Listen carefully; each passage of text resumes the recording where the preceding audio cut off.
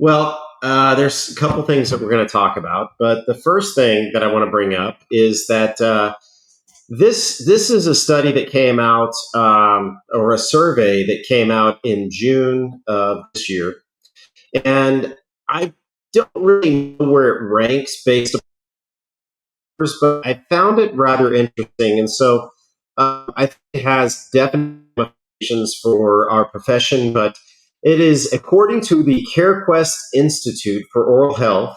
They did a 2024 State of Oral Health Equity in America survey, and they found out that an alarming 27% of U.S. adults, which is roughly 72 million adults, do not have dental insurance. The figure stands in stark contrast to 9.5% of adults of that same, demographic. Only 9.5% don't have medical insurance. So this really highlights, they stated, a persistent and growing gap in healthcare coverage. Now, if we think about that for a second, 27% of adults don't have dental insurance. 72 million adults don't have dental insurance. Some of us may see that as a problem. However, others of us might see that as an opportunity, because if we have patients without dental insurance, then we don't necessarily need, at least if roughly a quarter of the adult population doesn't have dental insurance, why are we so damn concerned about assigning ourselves to policies or accepting insurance policies?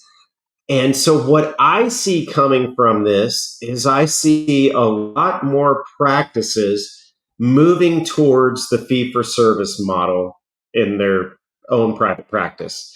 I've been fortunate enough that we've been doing it for the past 25 years that I've been with this practice, but I see that's a huge opportunity for practices from that news. And then the other thing that I see from that news is I see the opportunity for every single one of our practices to offer some sort of in-office membership plan that you can create yourself, or you could utilize a company such as Clear, and there's others out there. Clear just happens to be the first one that comes to mind.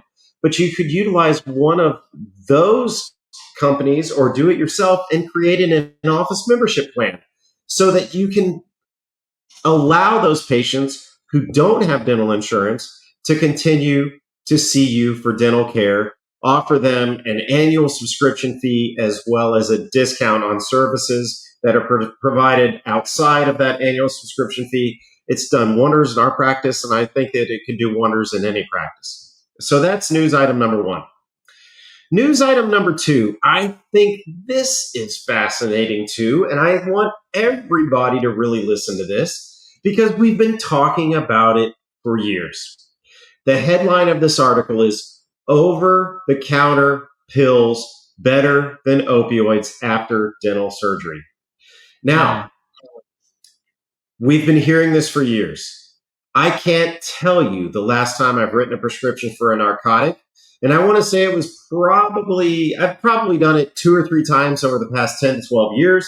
But I think in 2014, maybe 2017, I can't remember the year, they changed the requirements and the laws for the state of Texas as far as prescribing opioids.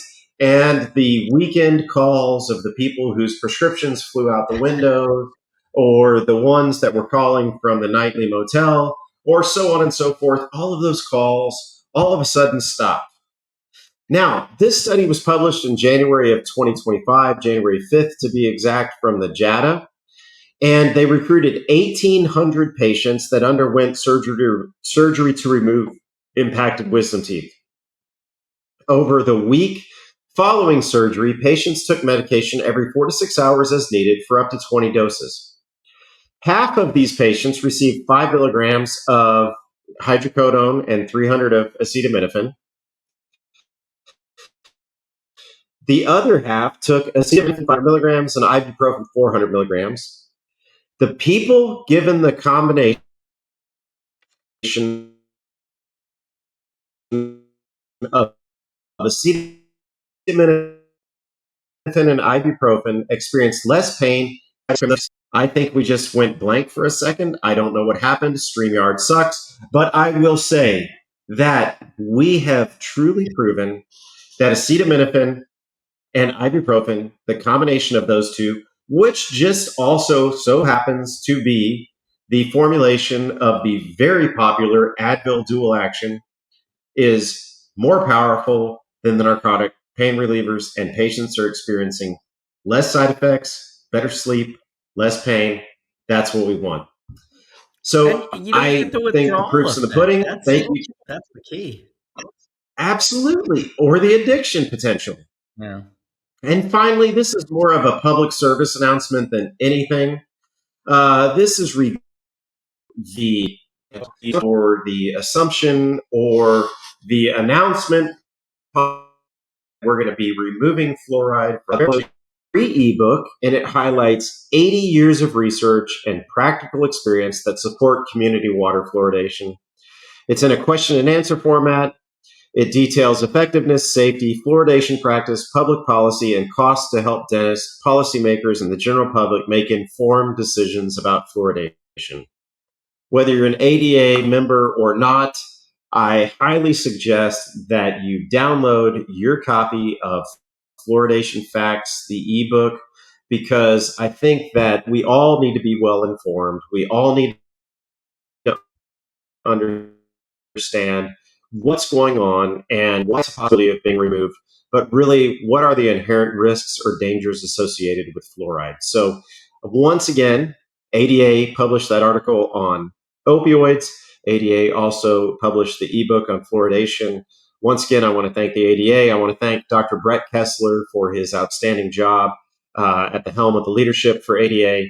And that, folks, is the news for tonight.